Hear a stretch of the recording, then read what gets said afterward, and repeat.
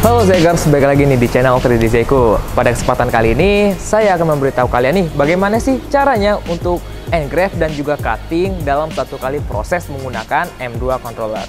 Mau tahu bagaimana caranya? Kalian bisa tonton terus videonya dan jangan di skip.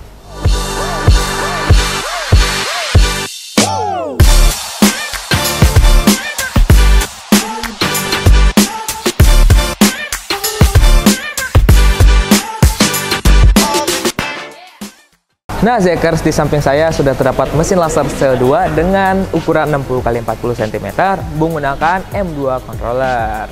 Nah, seperti yang kita ketahui bersama, dalam M2 controller itu untuk proses cutting dan juga engrave ataupun grafir itu tidak otomatis ya Zekers. Jadi kalian harus melakukan beberapa tahapan. Di video kali ini kita akan memberitahu kalian nih bagaimana sih caranya untuk cutting dan juga grafir menggunakan M2 controller dengan satu kali proses.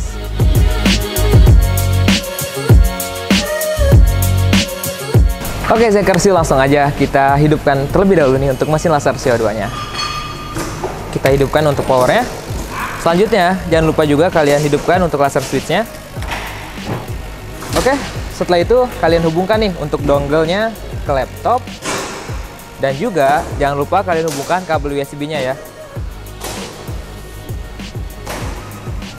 Nah, setelah mesinnya sudah menyala dan juga semuanya sudah terhubung nih, langsung selanjutnya kita bisa buka untuk software Color Raster-nya. Nah, yang pertama kita bisa siapkan dulu untuk desainnya. Di sini saya buat outline-nya. Nanti outline ini akan kita lakukan cutting. Nah, langkah selanjutnya di sini kita bisa buat teks. Teks ini kita gunakan untuk digrafir nantinya. Kalian bisa sesuaikan aja dengan kebutuhan kalian.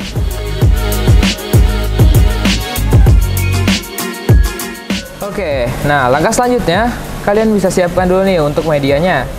Di sini saya menggunakan media yaitu akrilik. Ini adalah akrilik bening dengan ketebalan 3 mm nih Zekers. Oke, langsung aja kita taruh di media kerjanya atau di area kerja pada mesin laser CO2 ini. Nah, kalian juga jangan lupa nih untuk mengatur jarak antara laser head dengan akriliknya.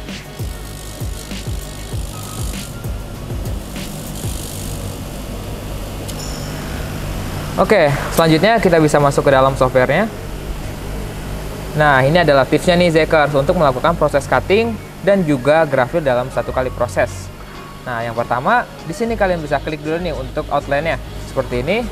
Selanjutnya, outline ini akan kita buat transparan. Caranya, kalian pergi ke pojok paling kanan. Di sini terdapat berbagai macam warna. Kalian pilih yang paling atas, yaitu warna yang transparan. Nah, maka dari itu, di sini ketika kita udah klik, maka outline-nya akan hilang. Atau cara yang kedua, kalian bisa klik F12 nih. Nah, untuk width-nya sendiri kalian bisa pilih none, maka outline-nya itu hilang.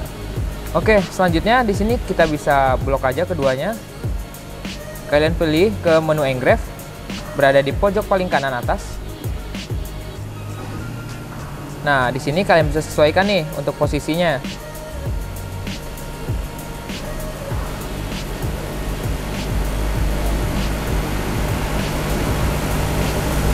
Oke, setelah itu kalian bisa preview terlebih dahulu nih. Preview ini berguna agar kalian tahu nih berapa area kerja yang akan kalian gunakan. Oke, langkah selanjutnya kalian bisa atur untuk speednya nih. Di sini saya menggunakan speed 200. Dan untuk powernya, karena kita menggunakan M2 controller, kalian harus mengaturnya di controllernya nih Zekers. Nah, untuk powernya sendiri, pada grafir saya menggunakan power yaitu 15. Kita bisa taikan ke 15. Oke, langkah selanjutnya di sini kalian bisa klik untuk effects-nya.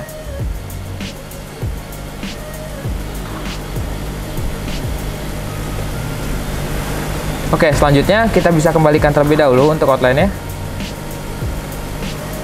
Di sini kalian bisa klik untuk teksnya, karena teksnya ini akan kita grafir. Kita bisa delete. Selanjutnya kita bisa blok outline-nya. Kita pilih ke menu untuk cutting. Nah, di sini kalian bisa atur speed-nya. Nah, dalam proses grafir dan juga cutting itu powernya berbeda ya Zekers. Tadi kita untuk grafir kita menggunakan 15 dan untuk cutting kita menggunakan 35. Nah, untuk proses pergantian powernya itu kalian harus lakukan ketika mesinnya itu sedang berjalan. Nah, kalian harus cepat menaikkan powernya ketika proses grafirnya itu sudah selesai. Oke, selanjutnya kita bisa klik untuk start aja nih untuk melakukan prosesnya.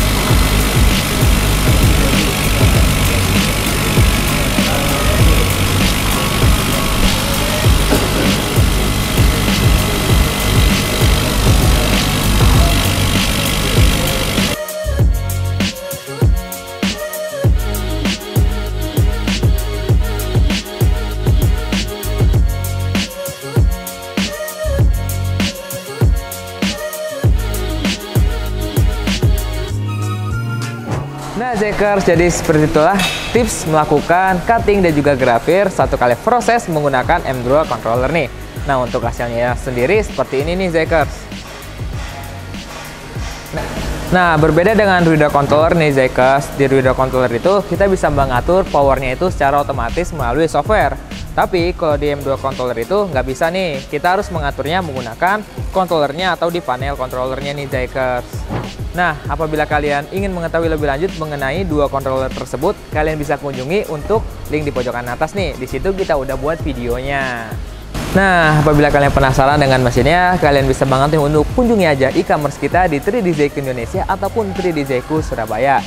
Apabila kalian ingin mengetahui untuk tips and trik yang lain ya, kalian bisa nih untuk lihat-lihat aja video kita yang sebelum-sebelumnya tuh. Kita udah banyak membuat videonya.